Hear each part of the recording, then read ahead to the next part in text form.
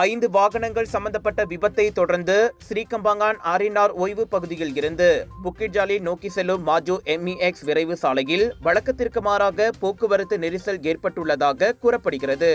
இன்று காலை மணி 6:30 அளவில் அந்த விபத்து ஏற்பட்டதை தொடர்ந்து கடுமையான போக்குவரத்து நெரிசல் ஏற்பட்டதாக செப்பாங் வைரல் முகநூலில் தெரிவிக்கப்பட்டது.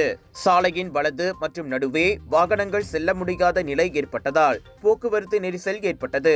இன்று காலை 8 மணி நிலவரப்படி சம்பந்தப்பட்ட அனைத்து வாகனங்களும் பக்கவாட்டில் நகர்த்தப்பட்டுள்ளன.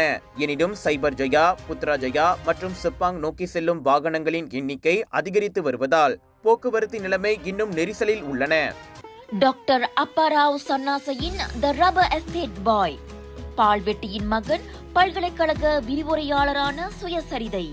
இவரின் மகள் டாக்டர் நிஷாந்தி அப்பாராவ் கைவண்ணத்தில் உருவான டிவினிட்டி இன் டைவர்சிட்டி 108 இந்து தெய்வங்களின் சுருக்க கதை.